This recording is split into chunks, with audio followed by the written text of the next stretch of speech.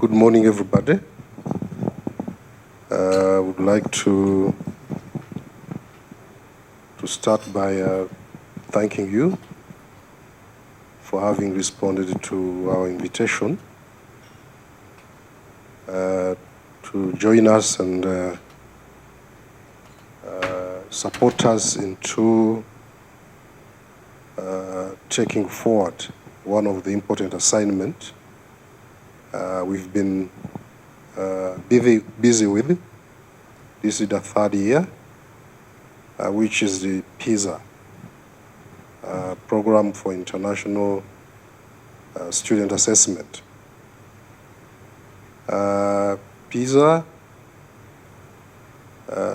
we are participating in it. We are carrying it out since 2022, although the entire project started back 2020,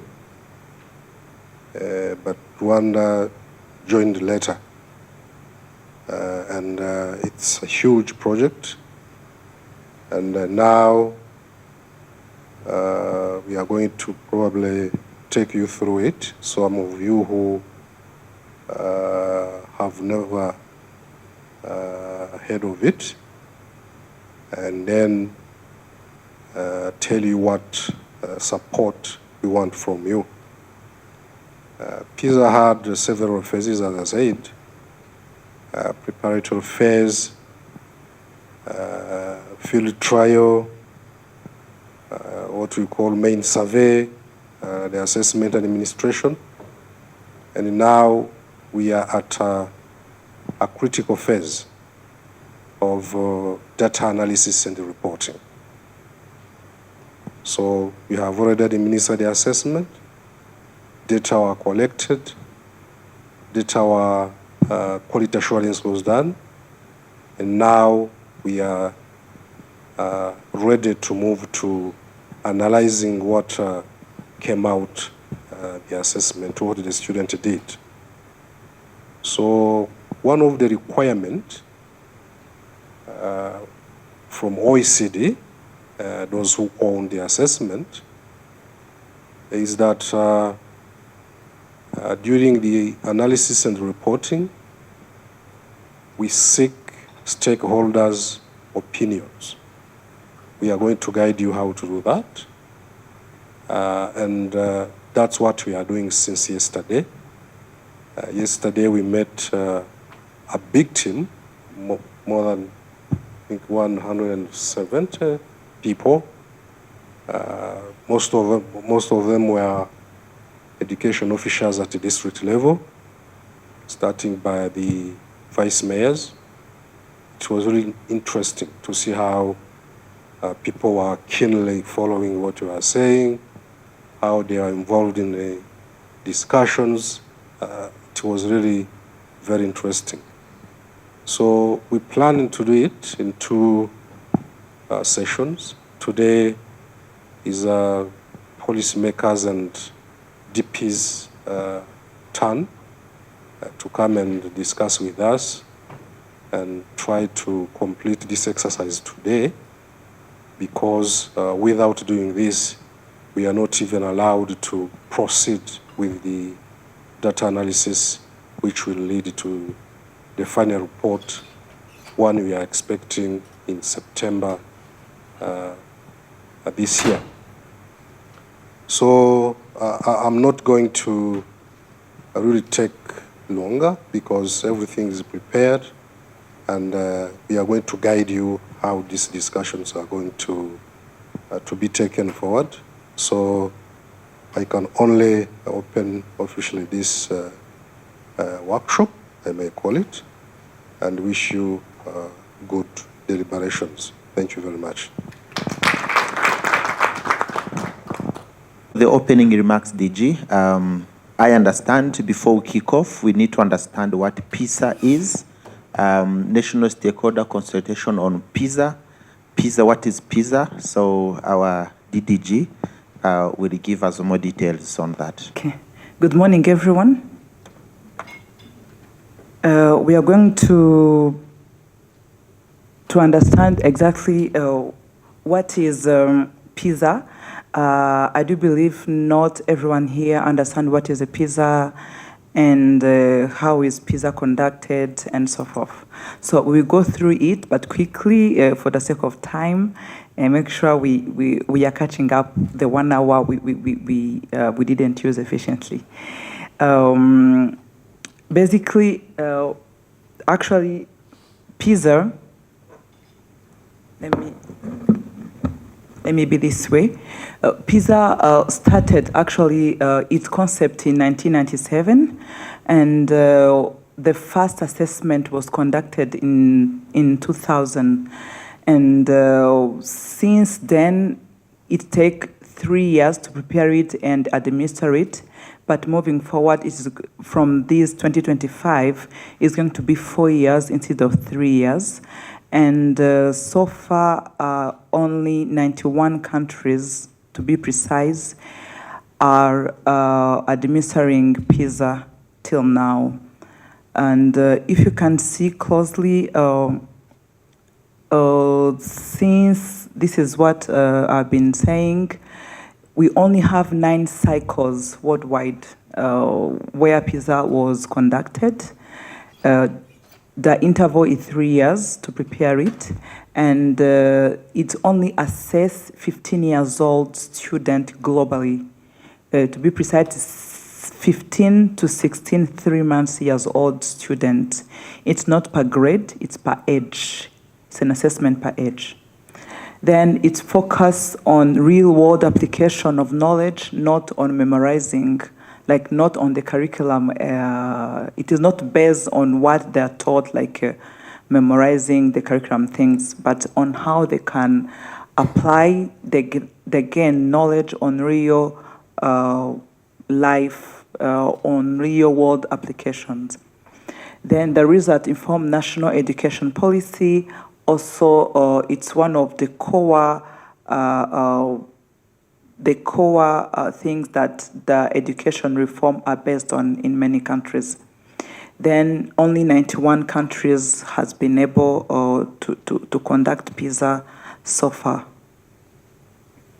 When it was starting in 2000, it was only 32 countries, and till now only 91 countries are able now to conduct Pisa. And also the other thing very important is the way they do administer reading, mathematics, and science assessment, but every cycle they have a focus. So you will see they do kind of alternate all the focuses. When it was starting, the focus was on the reading. The second cycle, mathematics, you will see, and this current cycle was focusing on sciences. It doesn't mean that they do not administer other assessment on the remaining subject, but that the focus, they give more details on the performances of the student in sciences or in the reading, depending on the focus. The other thing that was reviewed yesterday is they do also, depending on the country need, they may assess digital literacy, they may assess financial literacy, depending on the country need. So you might see other countries has maybe 5 subjects that are well assessed, but the core main one are 3, like the mandatory, and the additional one are depending on the country needs. Then here what makes Pisa unique. You would maybe want to know, we do have other assessment, national one, maybe also regional one. Why did we actually opt to have Pisa? But we need also to understand why Pisa. So Pisa is policy-driven design, connected student performance to system factors. This is actually very core and very unique regarding other assessment. First of all, it's policy-oriented, it links outcomes to the systematic factors. The other thing is competence-based, meaning they're not going to be assessed the memorized thing, the formulas and everything, but how are they applying those skills and knowledge to the real life, to the real problems? How are they applying them? Then the other thing is it gives also international benchmarking. It is going to enable Rwanda to have a comparison on global level. The other thing, it's life learning focuses, meaning measure motivation and learning strategies. The last thing is regularity. We are really keen to make sure that we are not going to administer Pisa only once, but even at 2029, our second cycle, we go there, like after all the feedback we are going to get from the report, we are going to do a reform, maybe we are going to implement some of the things, and we need to make sure that we are going back to do a monitoring of how we are progressing. Then what is PISA assess? Those are the domains. Science, as I was saying, reading and mathematics is also say other countries might add like digital literacy, financial literacy, and more, depending on the needs, but those are the core ones. Then also Rwanda participated in these 3 domains only. Currently, we only participate in those 3 domains. And PISA 2025 for Rwanda does not include creative thinking or digital problem solving. This is just a disclaimer for us to understand what was assessed in 2025. This is just for information. The participants were 91 participants. The members of OECD, there are 37. Then also the partner economies, there are 54. On the regional breakdown, 41 countries in Europe, 20 in Asia Pacific, then America 15, Middle East 9, and in Africa there are only 6 countries. Those are just the breakdown. You will see we do have so many countries in Europe, and as I was saying, in Africa it's only Egypt, Kenya, Mauritius, Morocco, Rwanda, and Zambia. And Middle East, they're only the one you are seeing. This is the opportunities we are going to be gaining from PISA. The international benchmarking, as I was saying, we are going to measure Rwanda student competencies against global standard and understand Rwanda's position in the international education landscape. When I'm actually on this one, international benchmarking, I'm a bit afraid. I don't know about you, but me, I'm a bit afraid. The benchmark is going to be what is going to be. Then we are going to have also a comparable insight, which is actually very good because we are going to have how Rwanda's education system perform relative to system contextual globally, including other sub-Saharan countries, like in the region, how are we performing? Also above the region, how far are we maybe depending to Singapore? Singapore so far was the first country performing very well for a long time in PISA. We can see how far are we lagging behind? Yeah. Then identify learning gap. From PISA, we are going to identify our pinpoint specific areas and weaknesses in those subjects. But again, they are going like to put together with the policies we have. Not just saying we're not doing good in math and everything, but also they're going kind of put together the investment we do in terms of policy, in terms of teacher training, in terms of curriculum, also, draw a correlation between all those things to the student performance. Also, additionally, part of the questions that are part of the data that are collected during the PISA assessment, there are also socio-economics data, which are going to be helping to draw a correlation with the performance with other aspects of education. It is not only going to be about policy, about what, it's about also family, it's about socioeconomics and everything. The other thing is data-driven teaching. We are going now to have more information on how the teachers are teaching and how it's that linking to the performance.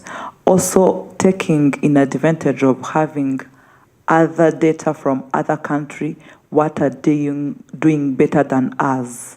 Then in the report, we are going to be able to have more information depending on why are we lagging behind, and other countries maybe in sub-Saharan, they're doing good. What are they doing we are not doing? So it's like we are going to have more information from other countries to be able now to do even recommendations. Then it's also regional leadership. You understand it goes together. Also track future progress. So in this room, we need really to make sure that we are able to participate in 2029. If not, we are going to have a very good recommendation, but we are not going to be able to track our progress. Then the participant now in our country, we had 213 schools and 7,455 students.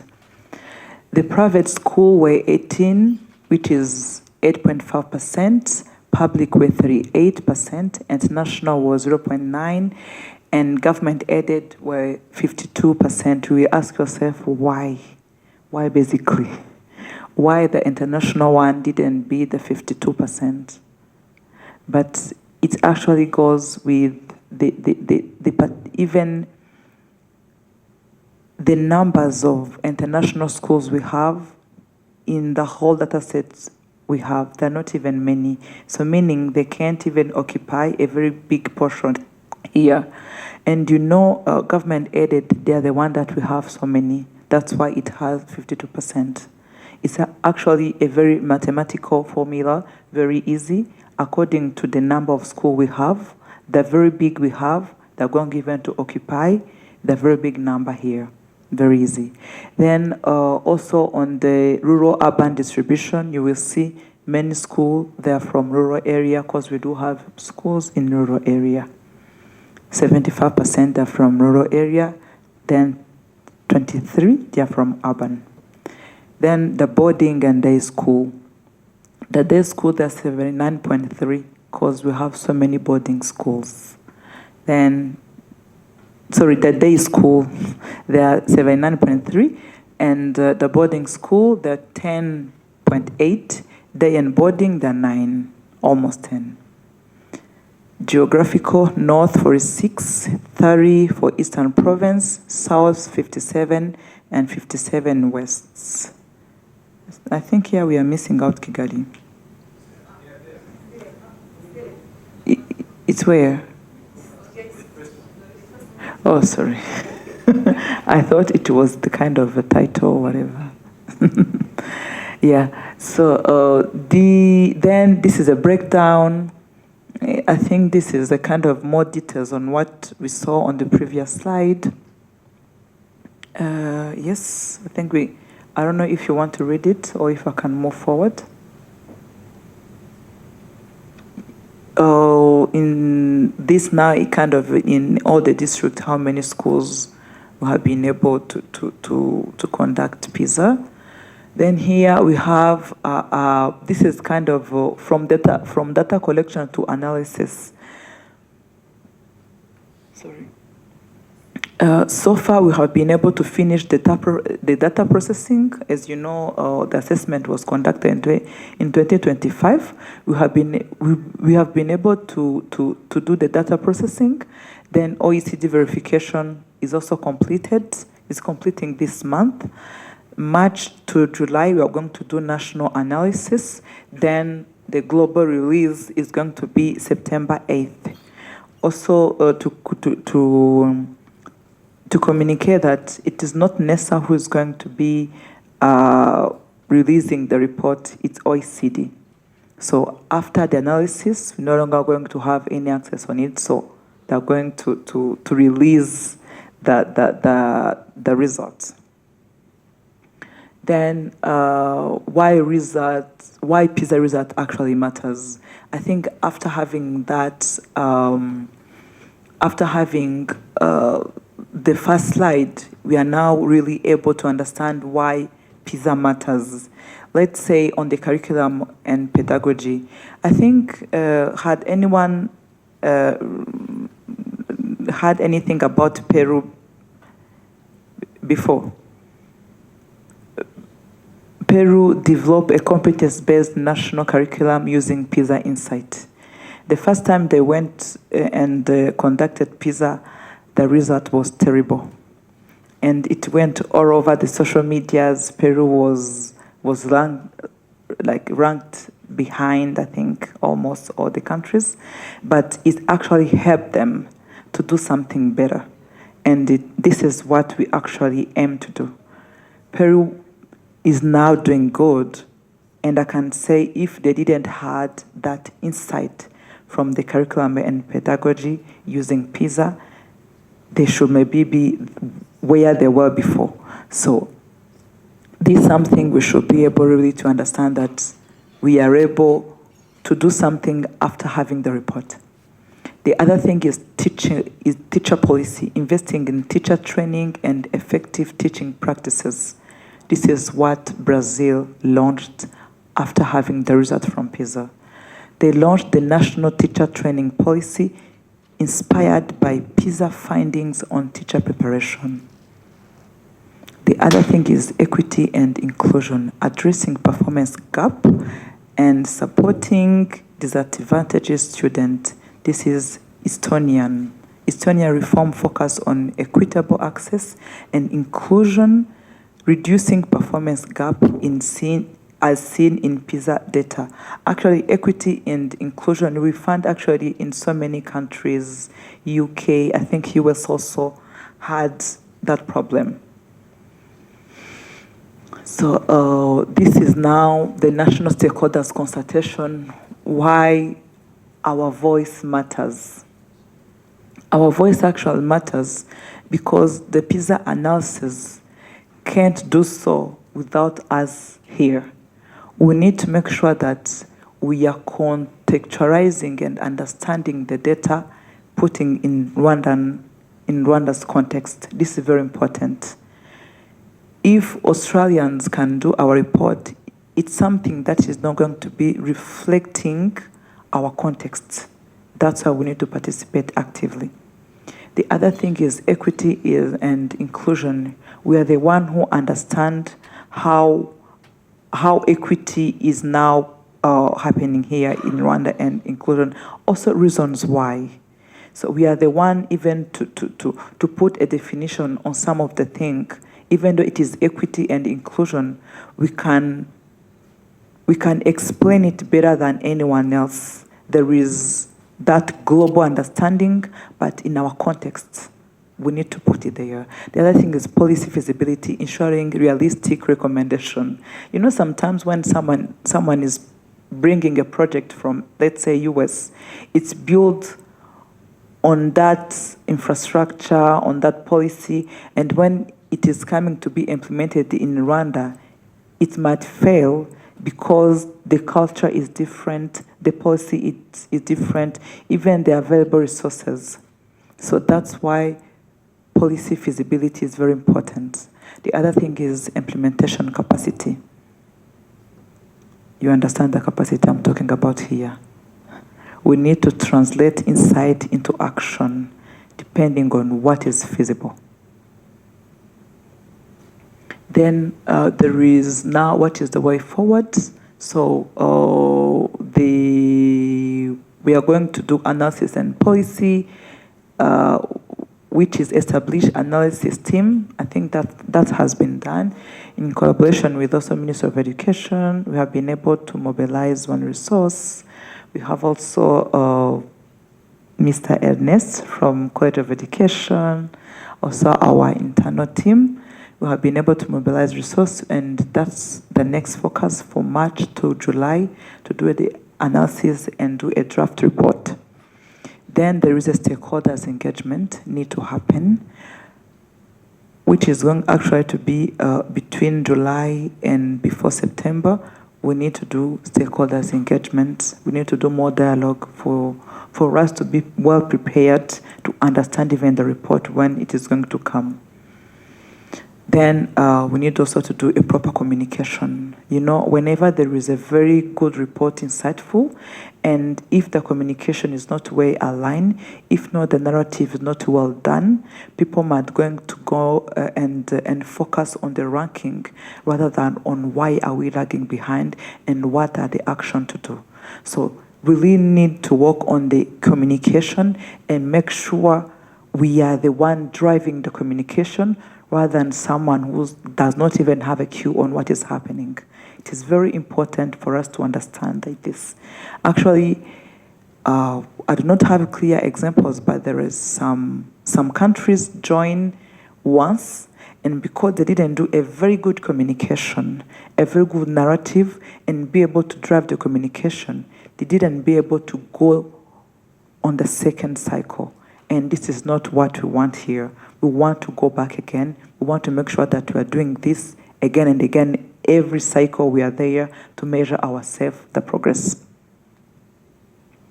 And also, this is actually the tools. Pisa is a tool for Rwanda education transformation. We have been doing a few adjustments on the strategy, on how we are implementing our curriculum, on how we are training teachers, on remedial, on so many things. But Pisa is going to help us now to drive education transformation. Also having a kind of a reference. We are going to be referring to something with a real tangible data insight. Pisa is going to provide baseline data for Rwanda education system. Result enable evidence-based policy decision. Also, stakeholders engagement is essential for effective policy translation. The other thing is result regard targeted reform and intervention. We are not going just to have a very big global thing. It's going to be precise, targeted. Thank you very much. Thank you very much, and I don't mean to repeat the exhaustive explanations that our DDG has already given, but this is going to be time for us to ask anything related to Pisa.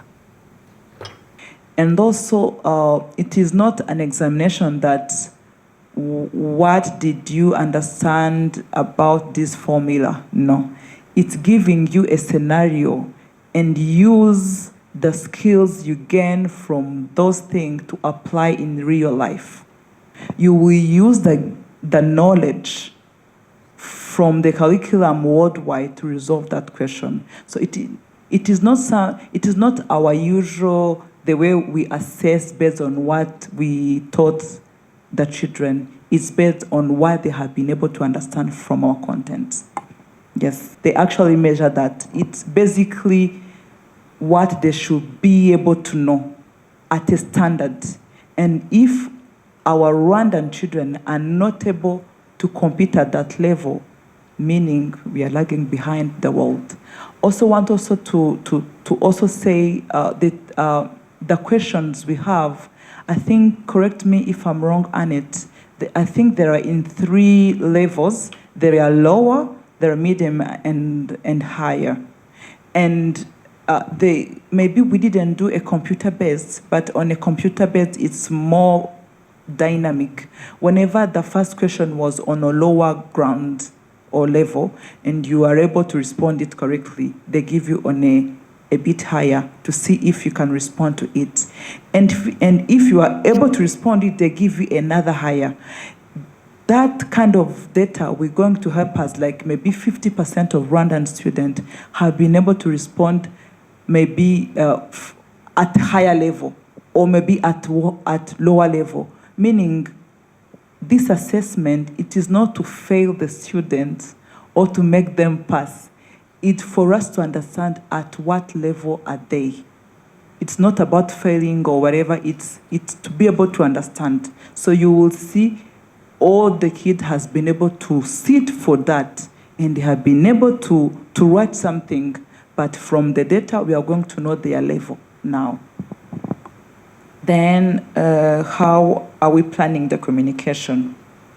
Basically, we have been started already the communication beyond education sector, because we have been even already engaged the parent.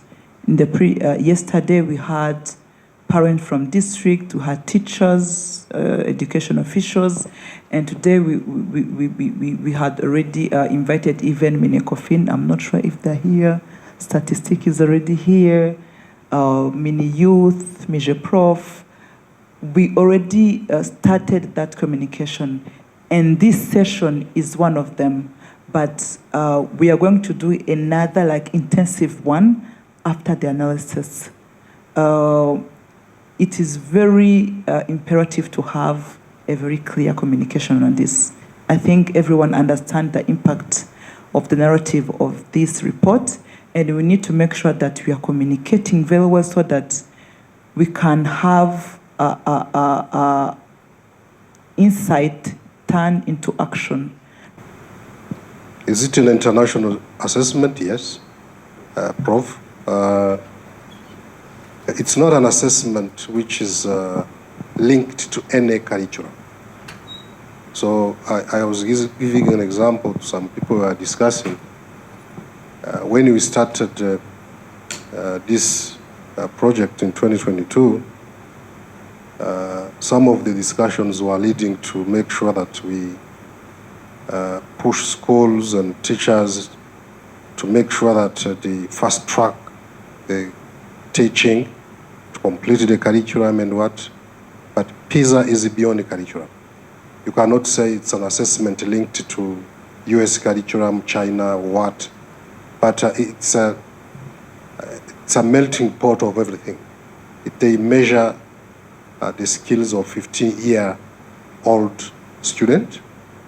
At that age, as Didiji said, you expect the student at that level to have mastered the basics. 15 years old, as you know,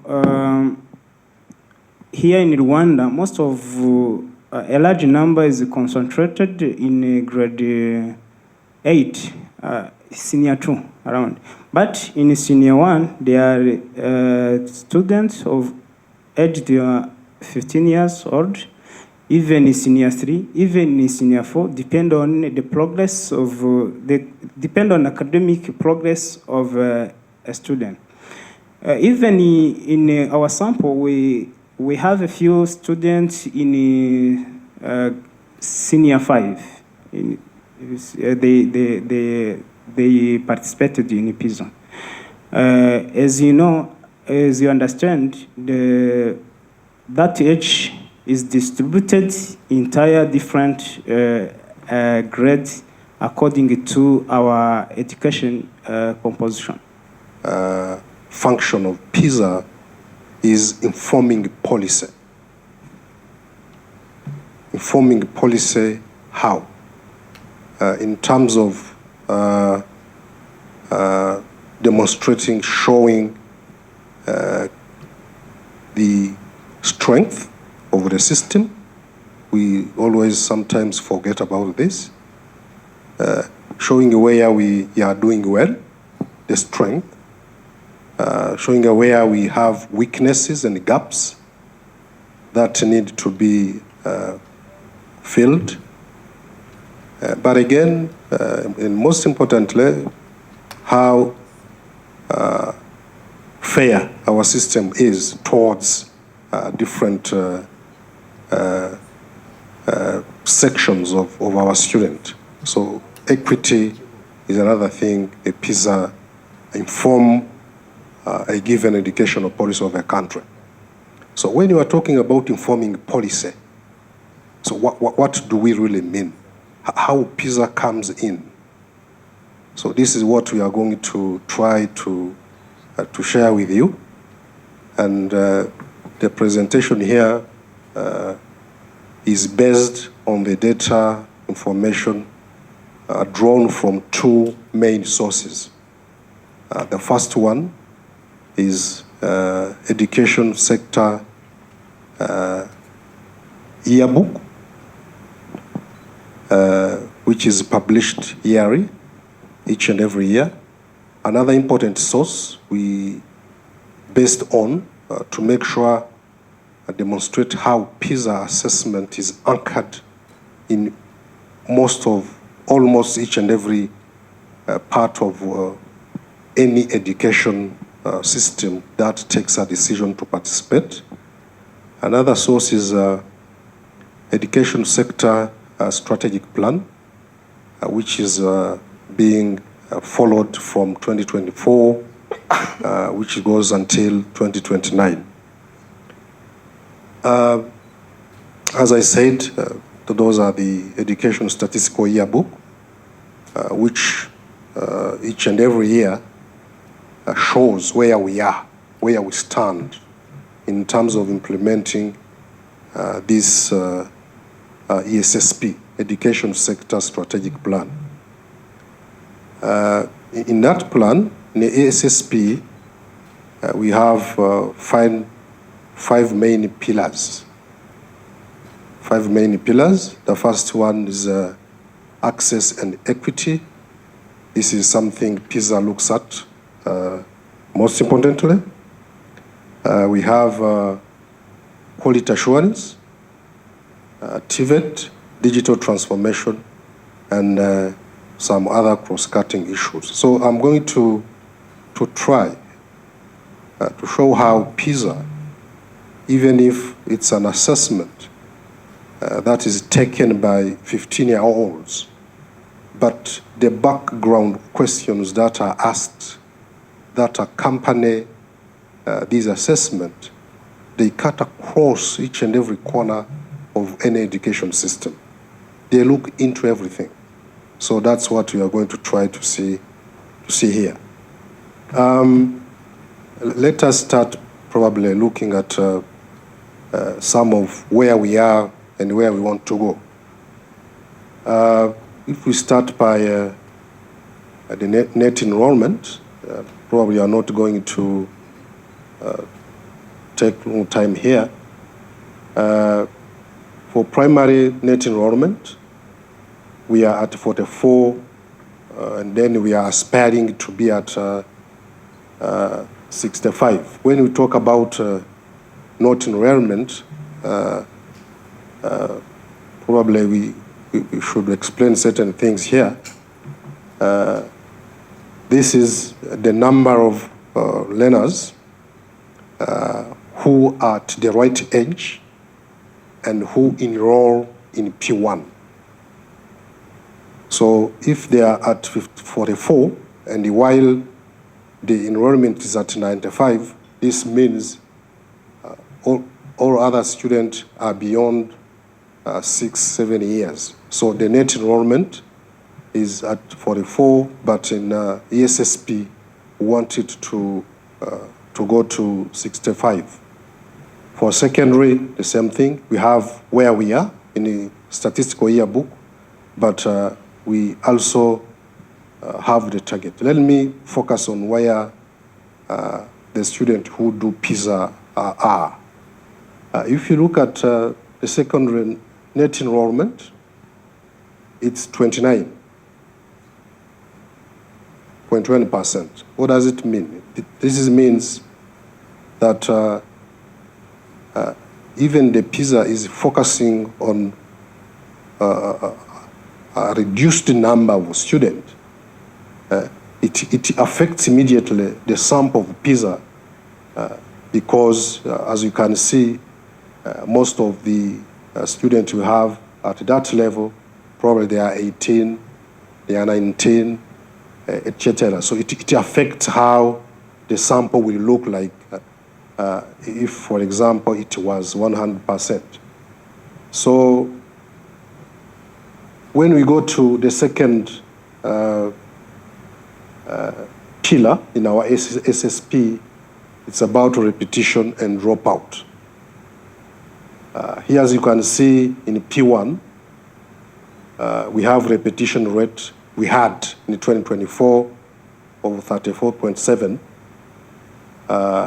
repetition rate, while you want to reduce it at 15% in SSP. And we want to take it to 15%.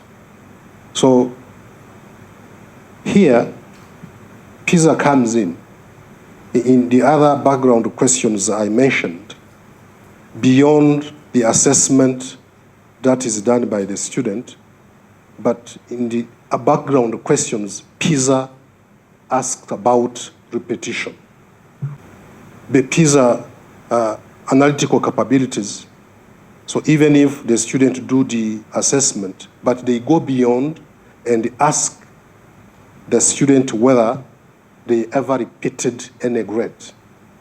So they can use, for example, looking at the student who answered yes, to compare their performance probably with the student who could not repeat the year.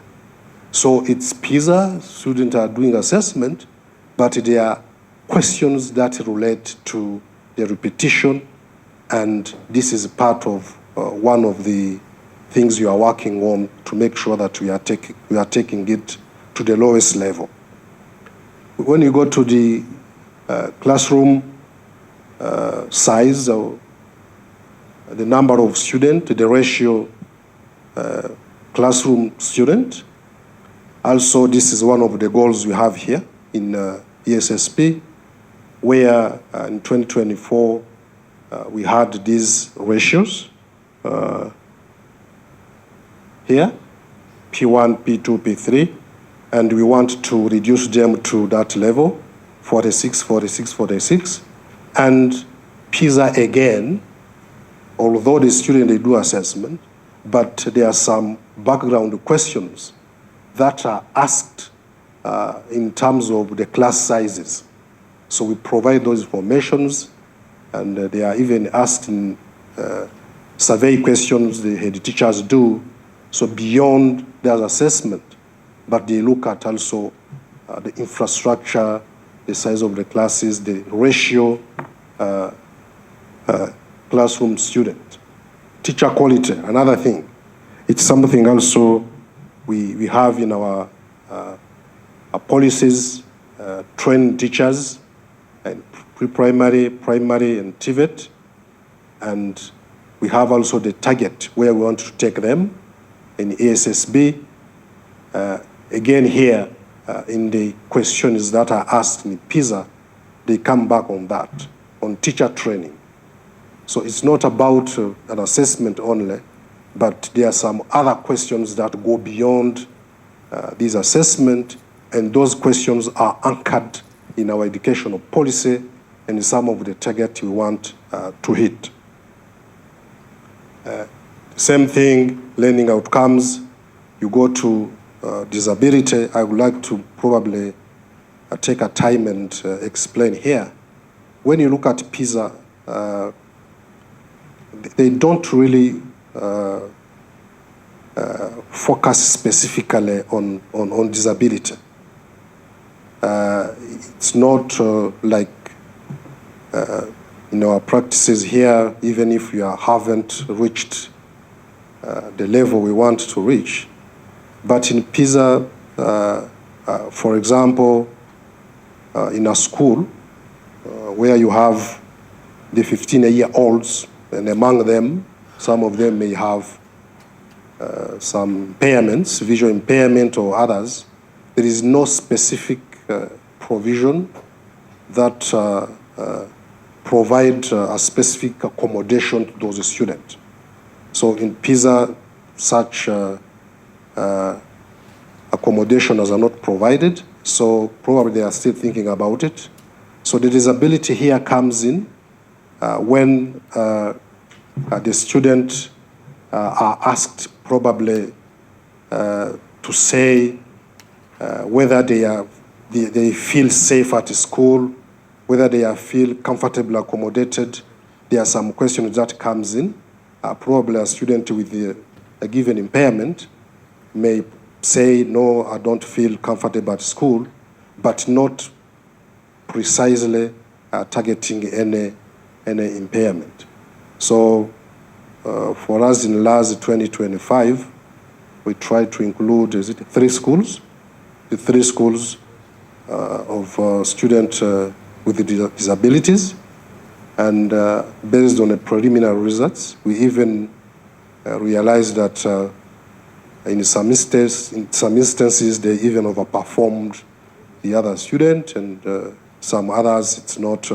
There is no significant difference between those student performance and or other students. So, TVET higher education. Here, we can say that this can come in because PISA asks questions about the student aspirations, what they aspire to. So whether in higher education, in science, or others, in TVET, so, and so on. Here, ICT access and digital equity gap. Again, here is something you have in our target, in SSP. This is where we stand, computer in schools, internet connectivity, smart classrooms, and how they are used in our schools. So one of the implementation barrier here we have, we have tools, ICT tools in our schools, but they are not used in teaching and learning. So, and the connectivity is high, but actual pedagogical integration lags significantly.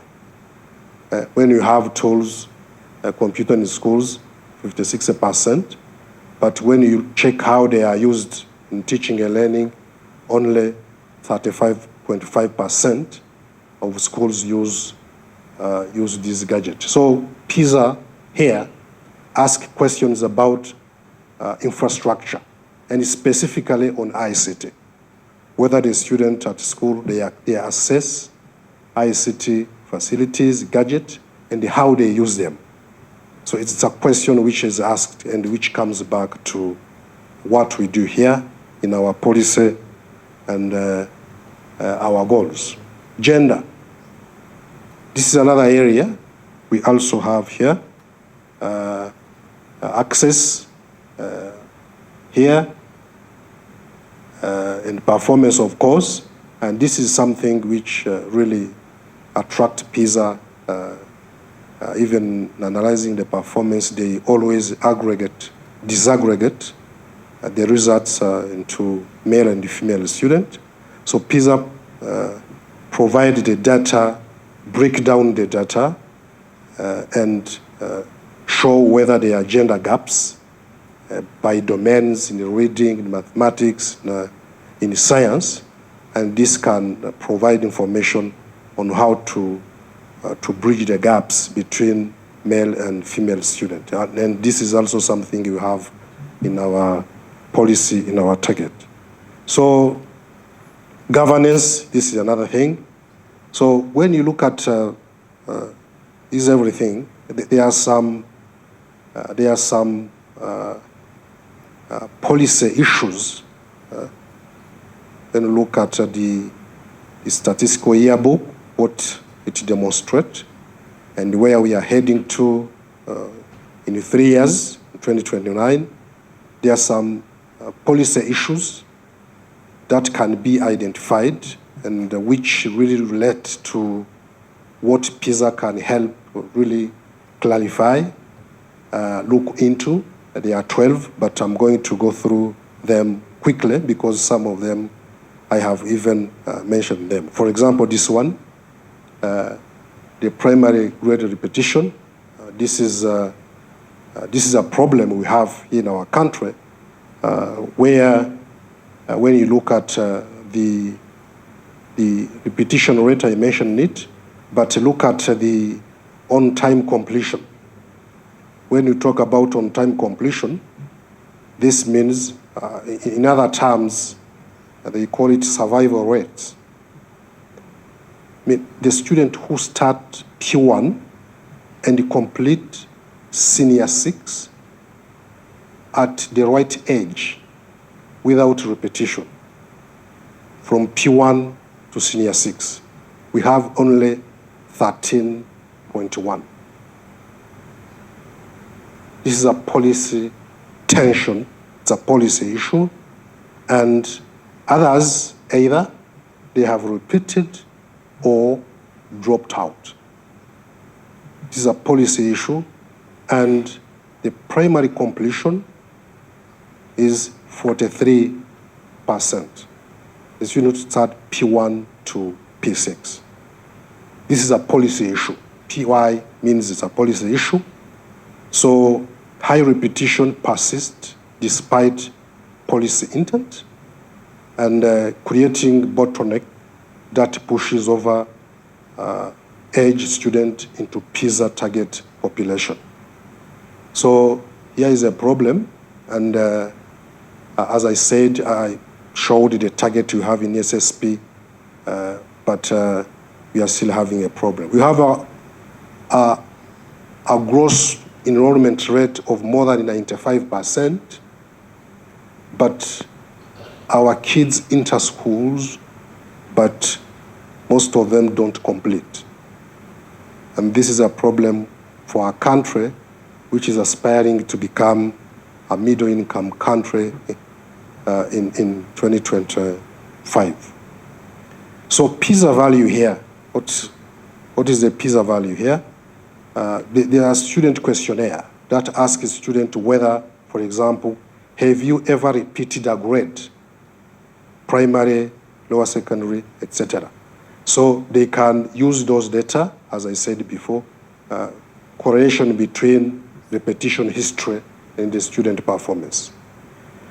The second policy issue here, based on what we've said, it's classroom overcrowding. As you can see, P1 class student ratio, we have over the expected target. We are still having a problem. So here, of course, we can understand this involves funds and what, but we are still having a problem. But in secondary, I think the problem is not there, but P1, P2, P3 is a problem. The Pisa here, there's a questionnaire in Pisa which collect principals reported data on class size. And based on, for example, school A, where the teacher reported high numbers of student class ratio, they can see whether there is a relationship between the number of students in a given class with their performance in a different subject. Teacher training deficit, I mentioned this. Again, we are still having a problem. In Pisa, there are questionnaire about teacher training, lack of teaching staff. There are questionnaire which capture teacher support. So, and this comes exactly, it is anchored in our policies, in everything we do. So beyond what the student do as an assessment, you can see that Pisa asks further questions that go to unearth almost everything in a given education system. ICT, I mentioned this.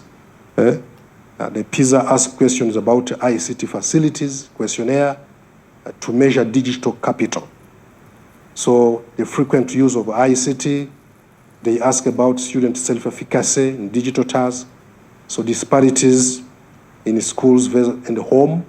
They even go and ask whether students they access ICT gadgets at home.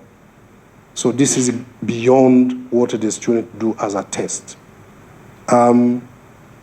Disability, I said it, even if they don't focus on it, but Pisa here collects data on functional difficulties and school level accommodation. So here, Pisa sample of children with disability, it's small. It may be small. It's not like they say, let's take out special schools with students with abilities. Probably here, you can go in one school and find one or two, but as I said, there is no special accommodation dedicated to those students. Gender, this is something really which is focused on. We have here, in terms of enrollment, the female, but when it comes to high-stakes assessment, national exams, and where boys always lead. So is it the same in Pisa? So girls dominate in participation, progression, but fall behind in learning outcomes, assessment and achievement. This is what our data show when you read statistical yearbook, ESSP, and others. So are there systematic issues? I don't know. But Pisa really focus on that. Pisa allows deep decomposition of gender gaps, a domain-specific, different subject they do, non-cognitive drivers, measure, math anxiety, science certificates. Those are the questions that are asked that are focusing on gender parity, and this is one of the core matters of Pisa. Secondary higher education transition. You see again what we have here in higher education transition rate, meaning the current rate is 49.6%. The students who go to higher education and ESSP target, we want to take them to 68. It's really a problem because as a country, as I said, which want to achieve those higher targets, and we have a few number of students who do higher education, it's really a problem. I was looking at one presentation that was done by, is it Semfrey? Yeah, the guys from South Africa who are really good to demonstrate how target can or cannot achieved based on the education level compared with other countries. So doing education, at least from higher education, is a requirement for a country to aspire to higher level of income. Otherwise, if the students do not attain higher education, most of them move to those lower level labors, agriculture, and the country lack the tax base when you don't have people who are trained, who have the skills to become professional. It's really, it's a problem. So it's key here. So Pisa capture education aspiration and expectations in the questions they ask the student. So it's also very important. Pre-primary access and school readiness. We are still having a problem of making sure that all the students who go to primary, they first of all pass through pre-primary. Here also, even if there are some efforts that are being really put into this, but we are still at 44.7%. So Pisa student questionnaire, they ask questions about it. did you attend pre-primary education? And for how many years? So it's a 15-year-old student who did PISA assessment, but there is a question which relates to pre-primary. And then later they can analyze this by probably seeing whether there is a correlation between doing pre-primary and doing well in some further grades and then in PISA. STEM female, it's very important. It's something we are focusing on, but it's a policy issue because when you look at, even if it's not really worse, when you look at higher education female enrollment in STEM, 47.3, in TVET, 43. So PISA comes in here. It measures the science identity and the career expectations. For example, do you see yourself working as a scientist at age 30? Science self-efficacy, and so on and so on. School type, disability, and public versus private. Here,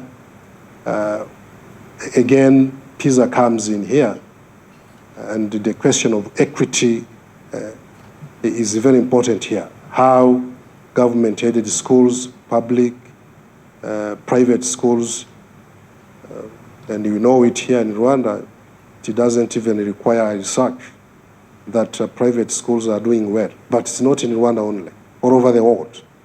All over the world, even in USA, and in those developed countries, even when they hear that you did private schools, they automatically put you in well-off families, that's why you could even afford the private schools. So the fact that private schools are doing well, it's not only in Rwanda, it's a worldwide observation.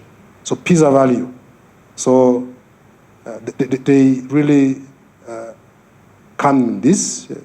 There are some questions that are determining whether, and you saw it when the DDG was doing a presentation, that the schools that participated in PISA, they are private schools, public schools, international schools, and so on and so on. So they base on this and see how equitable, how fair a country is when you look at the student performance from all those types of schools. They even go to nutrition, food. You see, it's an assessment. The student they do assessment, they answer questions on mathematics, on English, and reading and science, but nutrition is coming here in the questions they're asking. For example, they ask, in the past 30 days, how often were you hungry because there was no enough food? So you see, they actually ask the questions, and this is another questions, rural-urban equity, how the schools in rural area compared to the schools in the urban area are performing. So there are questions also here, and it is even in a sample, if you remember. The schools are classified as per whether they are in rural or urban area. So those are 12 policy issues I could identify. When you look at in our education policy, plan, aspirations, we have them. In SSP, we are doing something on them, but also PISA looks at them. So when you talk about PISA, it's not about the other assessment the student they do. It's not about the question they answer about science, about mathematics, about reading. PISA dissect the entire education system. I think this is the term I can use. So they look at each and every section of the policy of the country in terms of education system. That's why I started with informing policy. It informs the policy because it looks at each and every aspect of any given education system of a country that is participating. So it's beyond a paper, it's beyond a test, it's beyond an assessment, but it looks at each and every aspect. So that's why they say the PISA results inform policy in terms of strength, in terms of weaknesses, in terms of all the other aspects I've shown here that are anchored in our ESSP and the other educational policies. So thank you very much. That's what I wanted to share with you. And what we expect from you.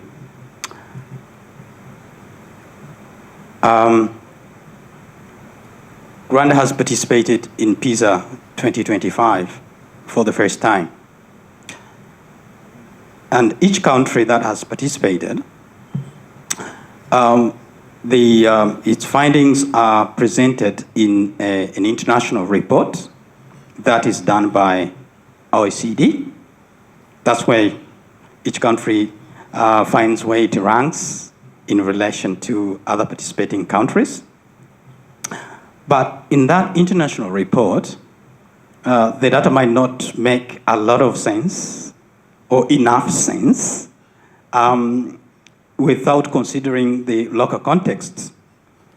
So, in order to understand the context, the findings in the local context, a national report is also required. So Rwanda will appear in two types of reports: international report and the national report. The national report is written based on the analysis conducted on the national data set by the local people, by the Rwandans. And I have been given the privilege to be part of that team and to lead it. So the report, we follow, though it will be a national report, we will do it based on the guidelines from OECD. The report is supposed to be not that big, but it's a 4-chapter document. The first chapter will be about students' performance. So proficiency levels of students in the 3 assessed domains, that is mathematics, science, and reading. The second one will be student performance and engagement with learning.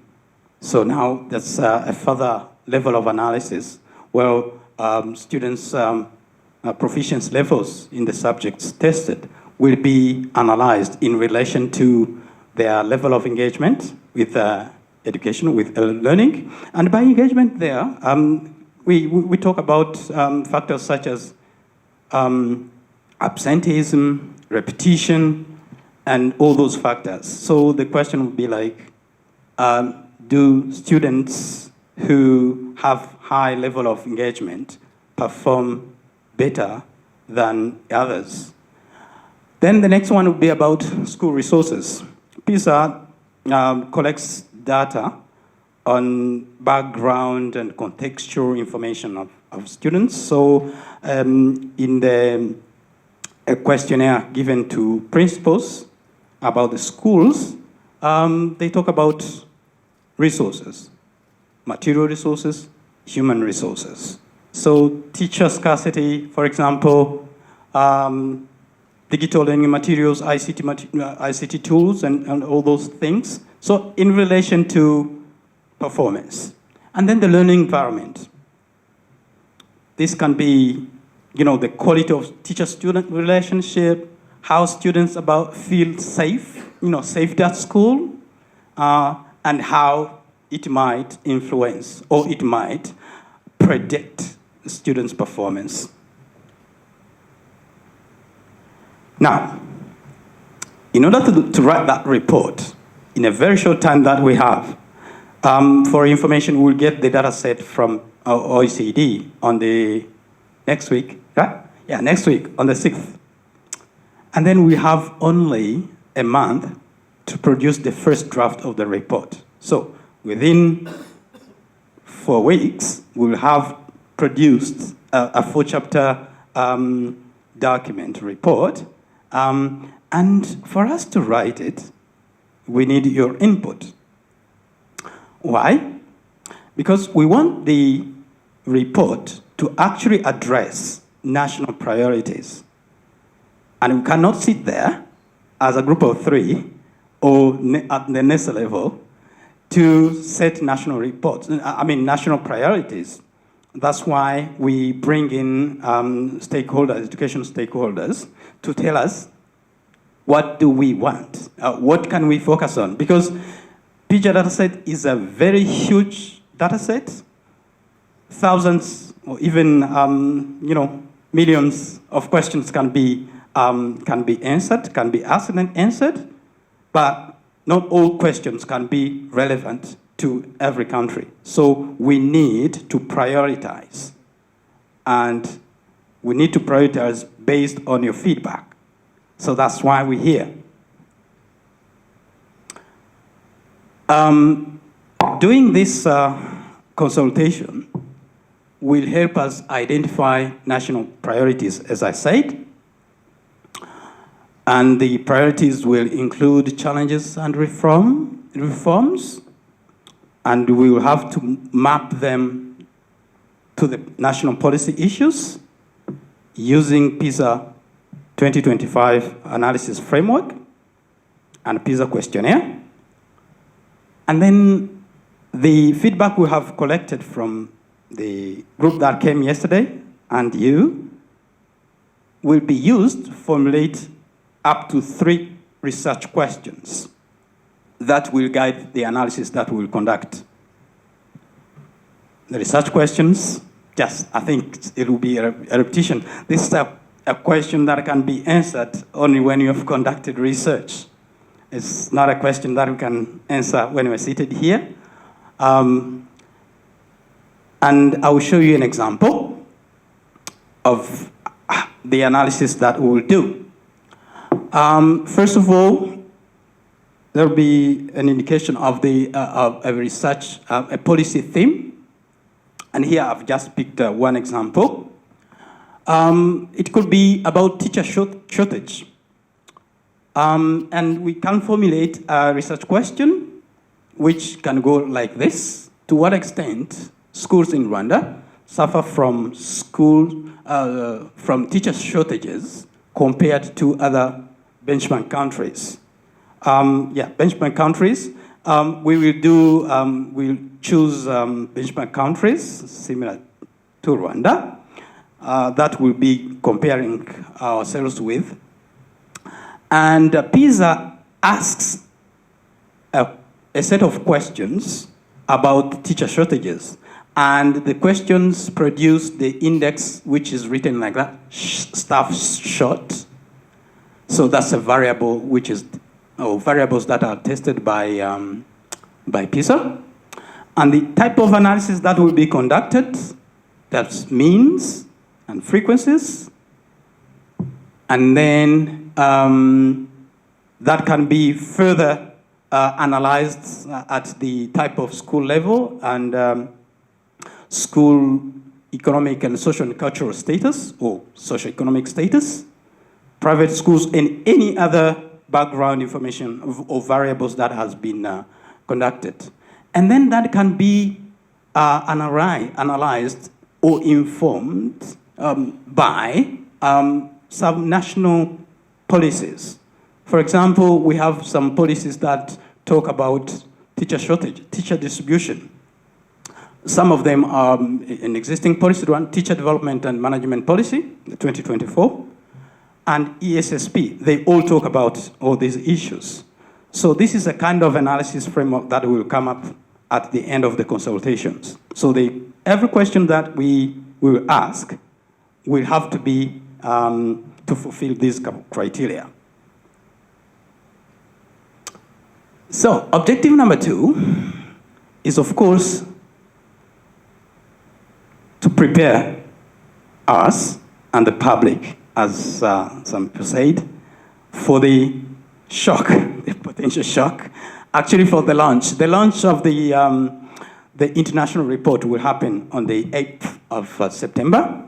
So, and even the national report will be launched around that date, if not on the same date. So it's important then to clarify what Pisa can do and what it cannot do, because it cannot do everything. So basically what it does, it analyzes relationships.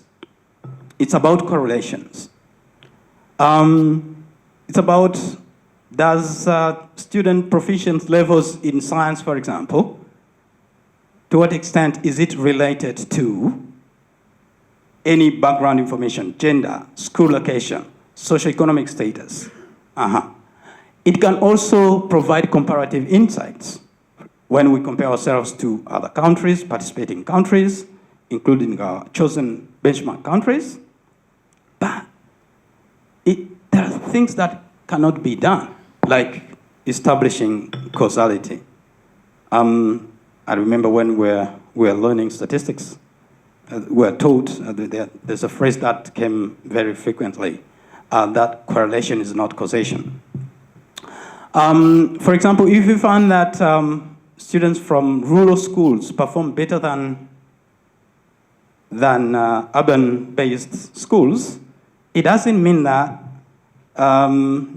rural area causes better performance. Doesn't mean that I would take my kid from an urban school and take them to the rural school to have their performance enhanced. Not necessarily that. It does not evaluate a specific program. It will not be evaluating, for example, the CBC, though it can help bring about insight that can evaluate some of the aspects. It cannot assess curriculum implementation. It was mentioned that it is not based on a particular curriculum, and it does not measure outcomes beyond 15-year-old students. Another thing that it can do, it can encourage discussion, debate about the status of an education system and what can be done to improve it, forming policy and reforms in the education system. So, your voices are important. This is like a summary of what I just said, and actually what comes from the previous presentations.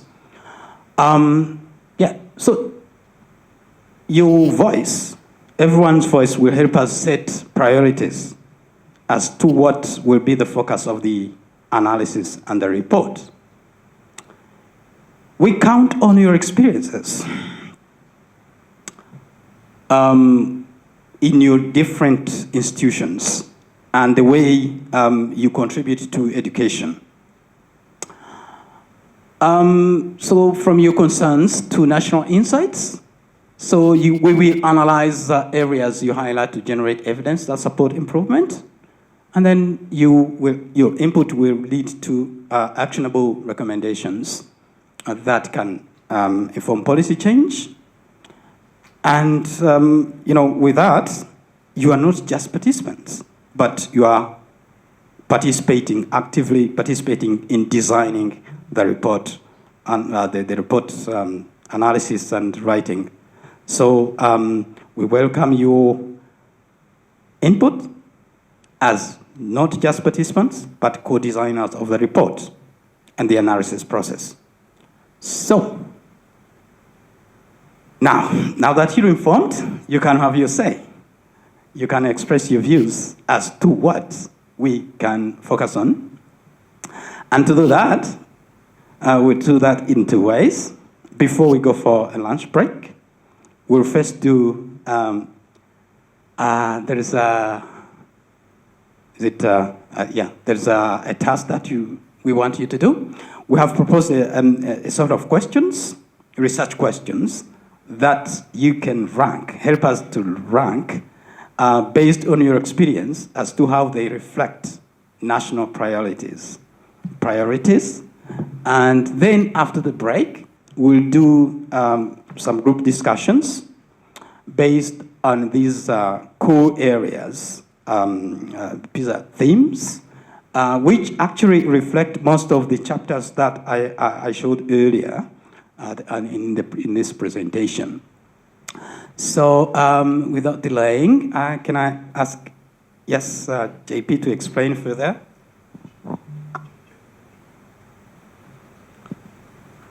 Yeah, thank you very much, Ernest. Annette, please do show us the QR code.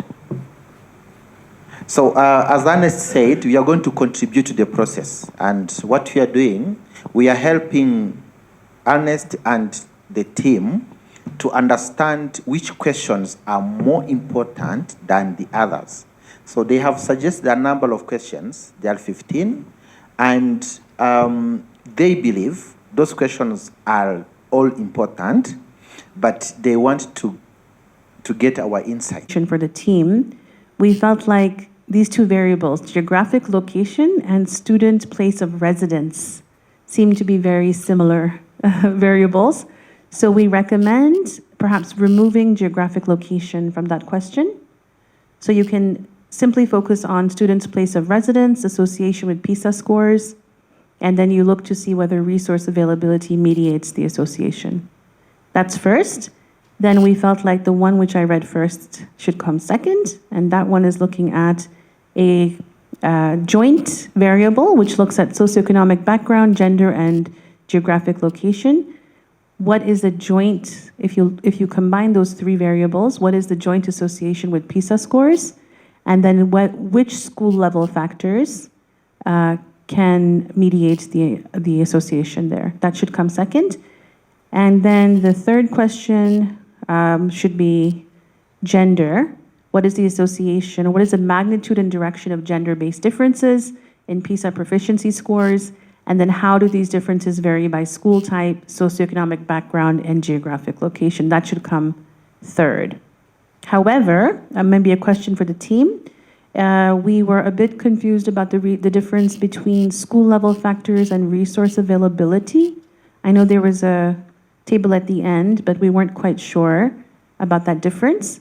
And then secondly, when we say resource availability, again, maybe it's more clarification about the variables. Some of the variables we weren't quite clear what all was included. What data do we actually have available in Rwanda that we can use for that question? So anyway, cluster 1, our recommendation is 3, 1, 2 in that order.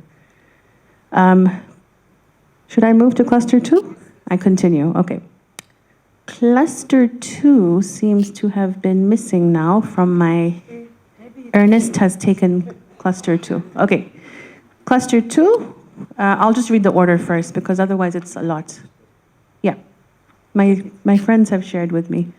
So the order for cluster 2 that we discussed, we have question 4, 5, and 6, and we discussed perhaps staying in the same order as they appear on the page. Cluster 2 is looking at learning systems and system efficiency. I'll quickly read the questions, but basically we suggest to the team that these remain in the same order as they're presented. So the first question is, what are the associations between class size and instructional time, and between instructional time and PISA proficiency scores among 15-year-old students in Rwanda, with particular attention to schools operating double shift systems? An observation / recommendation to the team for this question. We were not clear when we say instructional time.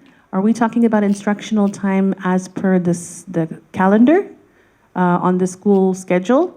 Or are we talking about, has there been some effort to gather instructional time separate from that? And then also, since we're looking at 15-year-old students, we're unlikely to have double shifting at that level. So we were also a bit confused that the question is asking about double shift. So something to think about. Maybe the question is not relevant for 15-year-old students since we're looking at double shift, and 15-year-olds will be in single shift. And the next question is, to what extent are students' perceptions of school climate and sense of belonging to school associated with the PISA scores? And do these associations differ by gender, disability status, and socioeconomic background? Here, we were also not sure. We're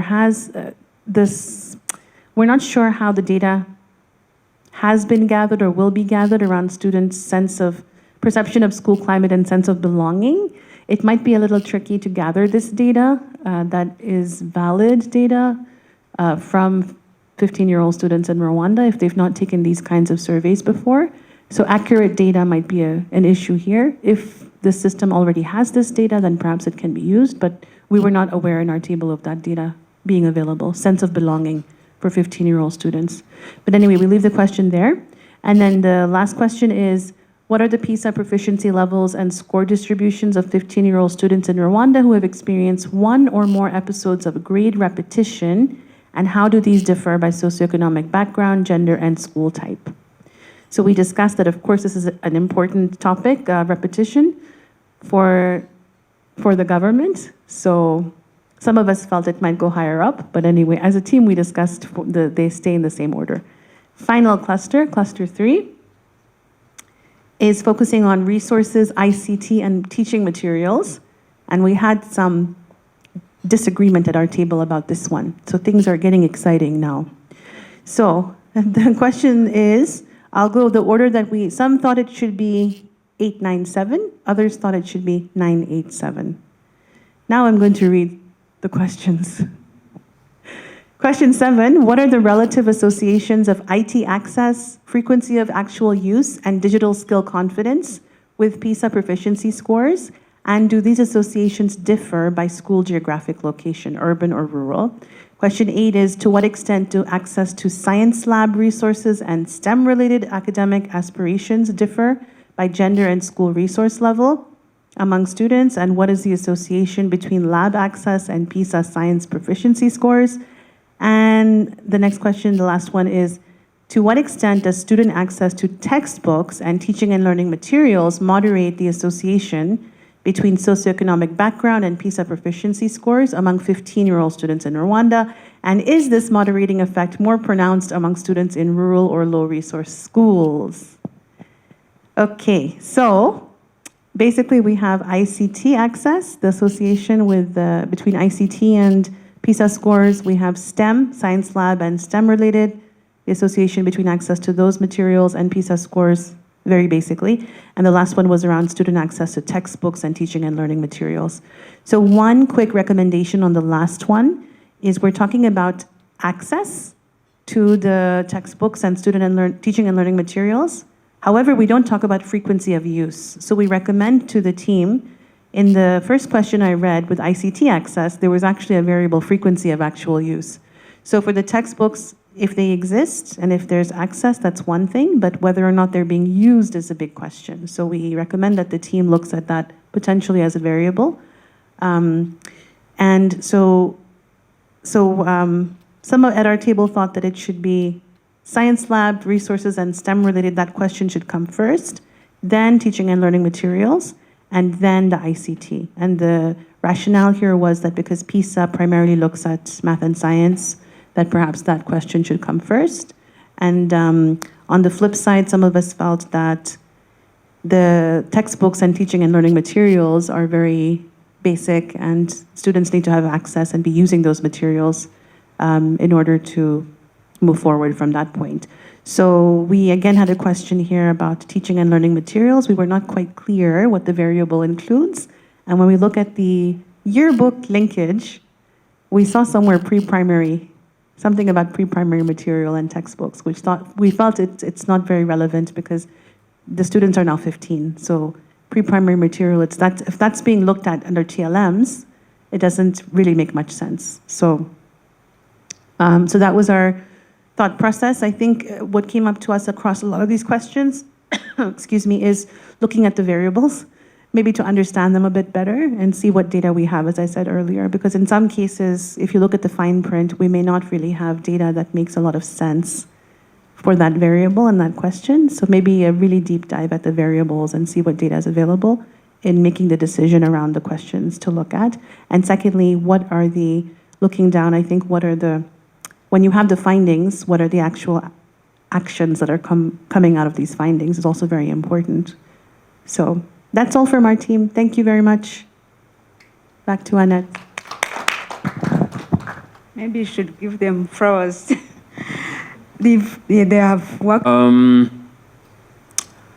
Our group looked at the questions on cluster 4, which focuses on well-being, aspiration, and engagement. So on this one, we have 3 questions, which I'm going to read in order in which they are written.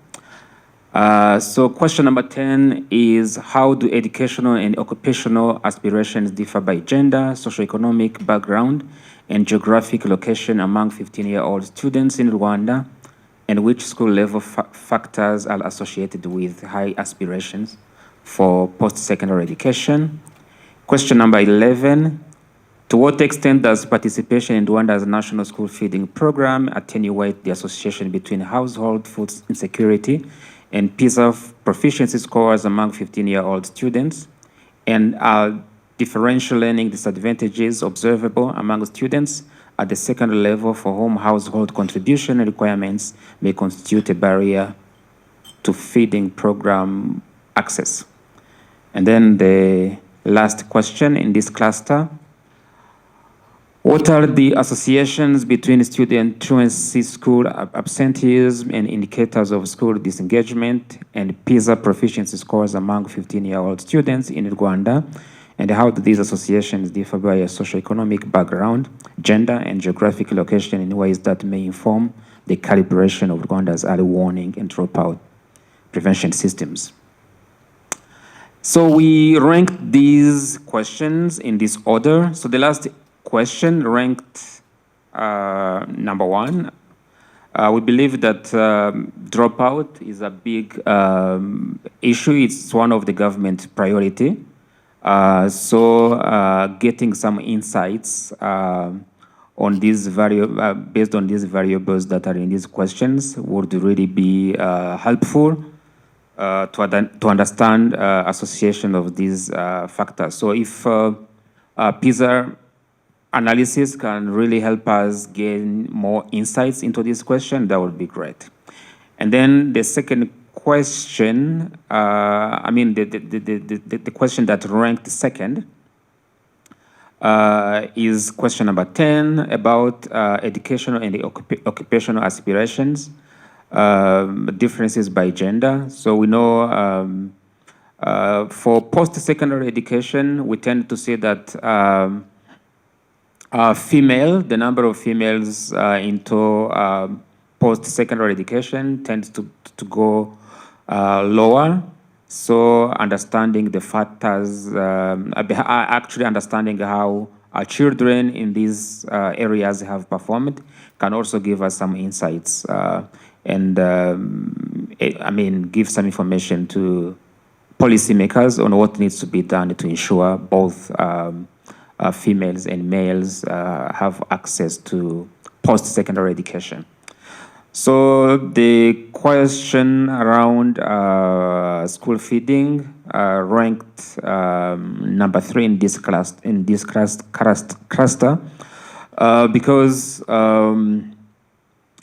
we believe that school feeding program is a national program, and all children, this is the assumption, have access to the school, to a meal at school, and we're debating here whether those whose parents have not been able to contribute the 900 francs. Those children are also eligible to lunch. Some said yes. No one is sent away when it's lunchtime. We believe it's an important factor in that affects how children learn, but we decided to rank the questions in the order I've just mentioned. For cluster 5, which focuses on system architecture and long-run pathways, we have 3 questions. Number 1, which is number 13 on this paper, is the education of pre-primary education attendance associated with PISA proficiency scores at age 15 among students in Rwanda, and this association stronger for students from low socioeconomic backgrounds than those from higher socioeconomic backgrounds? Question number 14, which was very difficult for us to understand. And fortunately, we had an economist on our table who helped us to unpack the question and get to understand it.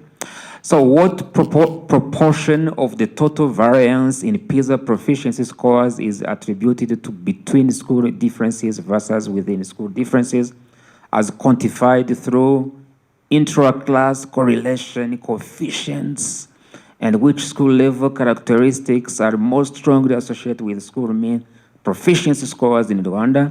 I'm sure most of you did not understand the question. As we did. Yeah, this was the 14th question. And then the last question.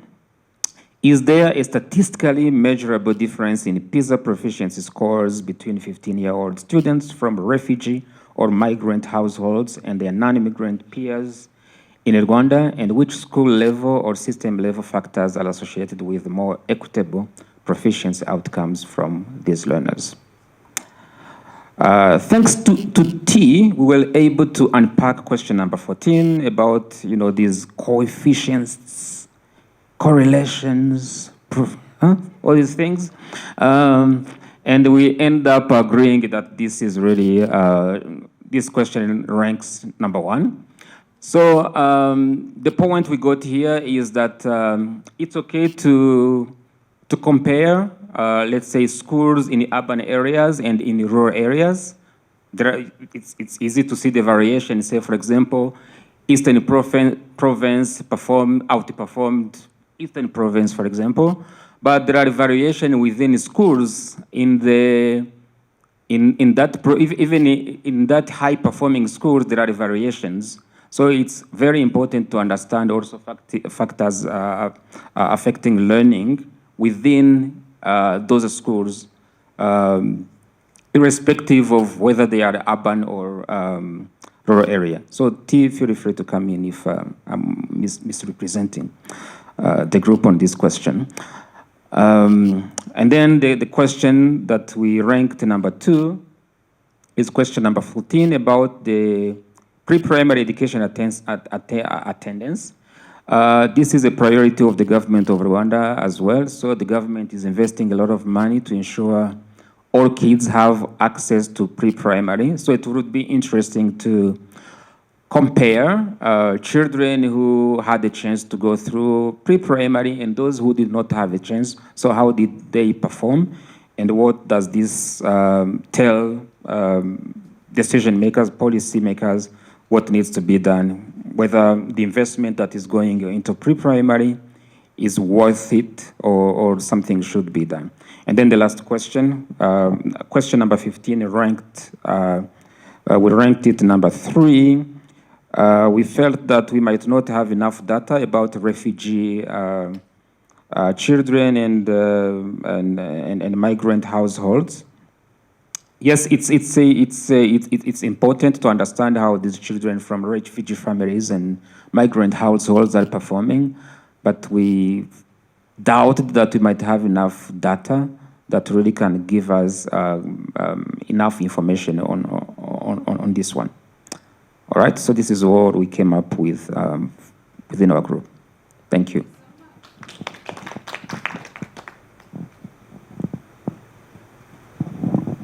Maybe I'll hand over to Ernest to explain. A way of showing the picture, because this is not an analysis that informs anything, but at least we can know that our choices are different when it comes to our preferences to these questions.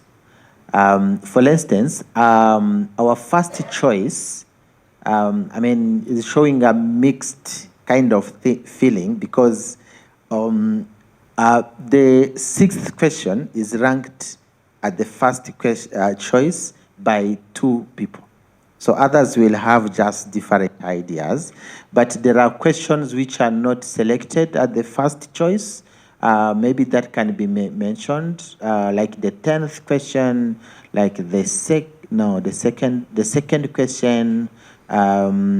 The There are questions that are not ranked the first. So meaning that we have different perspectives when it comes to our choices.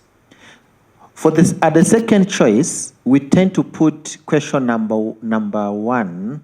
I mean, three participants could rank it the second.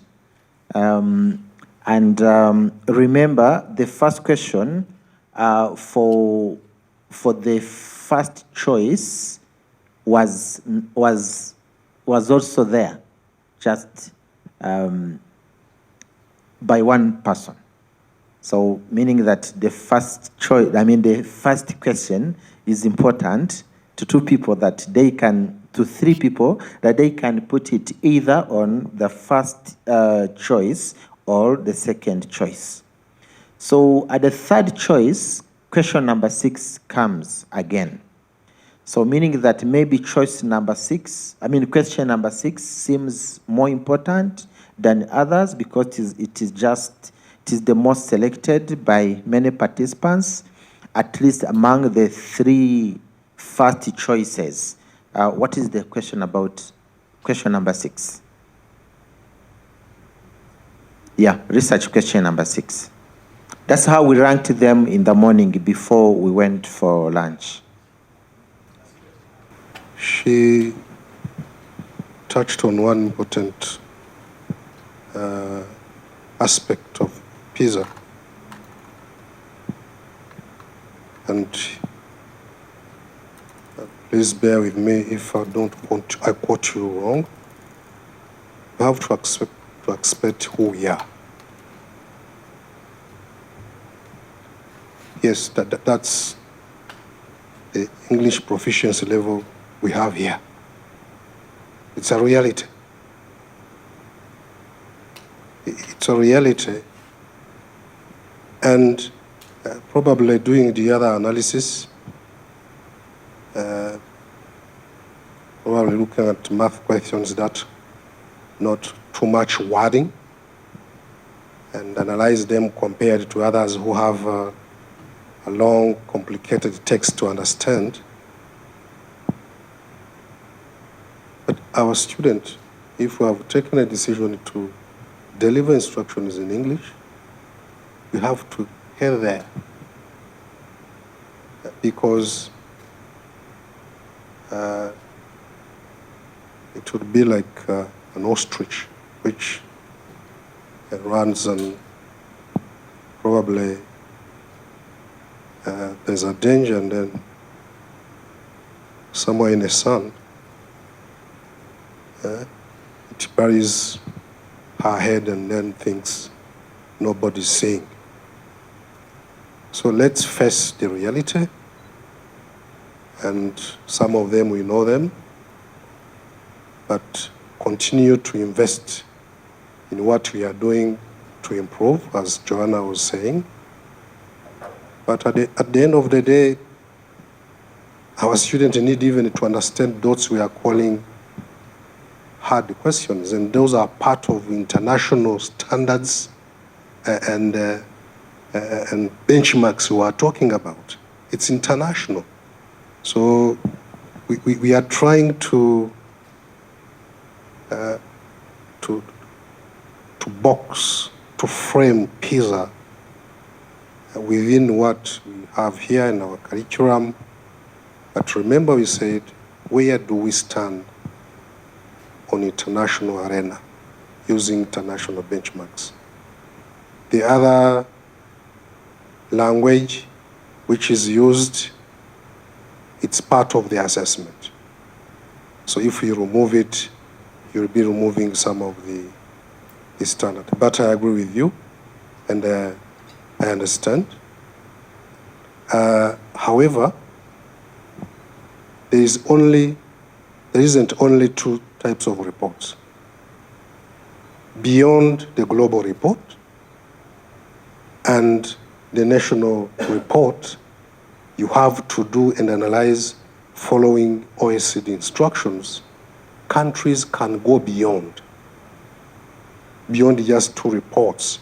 You can still continue using data, Pisa data, to carry out several analyses, as many as you want. So that's when later, yes, we can do that. And then probably we will find out that students are not doing well in math, not necessarily because they don't understand the concept, but because of the language of instruction. And this does not need research. We already know it. It's a known factor. Even in our assessment here, the one we prepare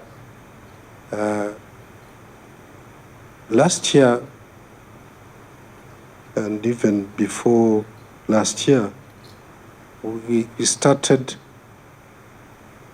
using an increased number of objective questions in either school-based assessment and national assessment.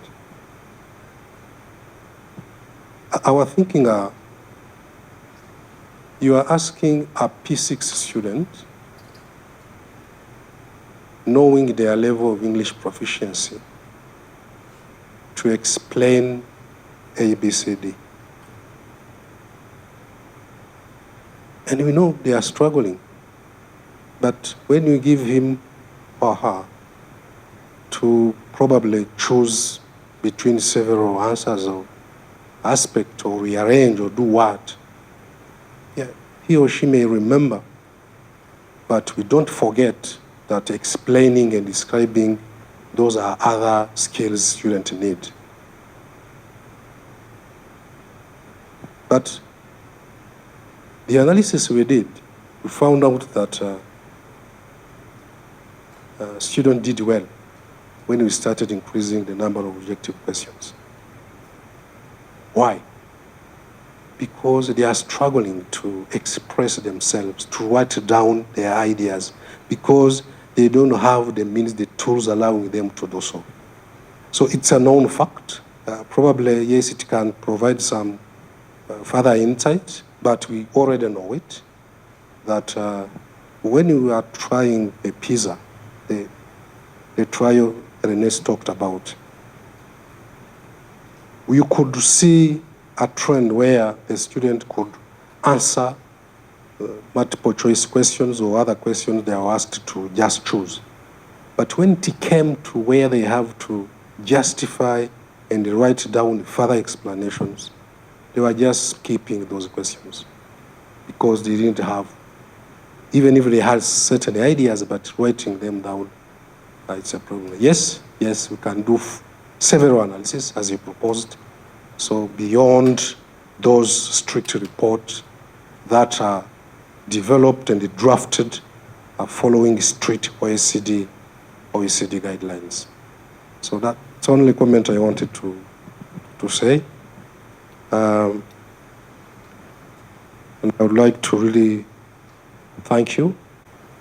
We value your time here since the morning we are together. We value your contribution. This session was very interesting. There are a number of questions you raised that can lead to misinterpretation. That's why we are having this session.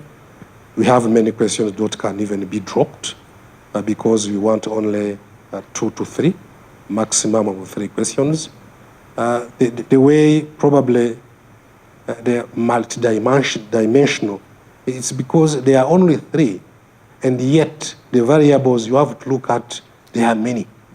If you take only, let's say, class size and girls' performance or years of female gender, and you take only class size, and on the second question you take only, let's say, I don't know, another variables you are comparing with performance.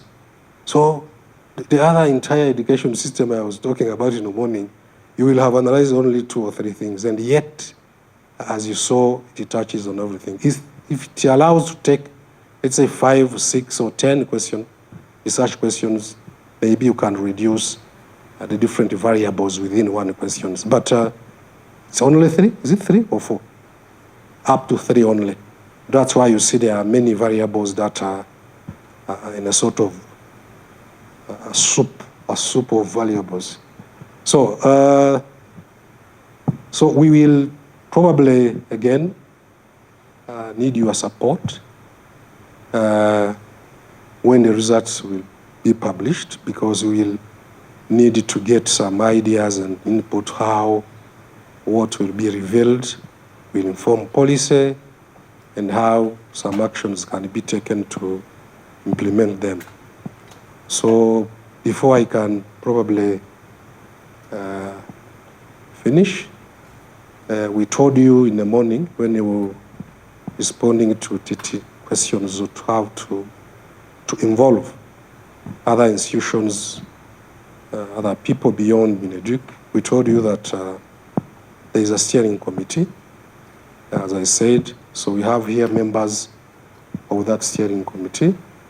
So before we complete, I would like probably to ask them to just, we have Remable here, we have other two there. Steering committee, there were three? Huh? Okay, and the other one from also. Oh yeah, and Joanna, and Claude. So we have also others. Those who know Katie, Doctor, we are together. Dorothy from UNICEF, another from Minecofin, and National Institute of Statistics, Minalok, Minister of Youth, I think. So it's a team of, I think, 14 people. After this exercise, actually they are the ones even to approve. You have your suggestion, yesterday's team suggestion, so they are be taken to this steering committee, so they are the ones to decide on those three questions that will lead the analysis. So thank you very much. I wish you a good evening.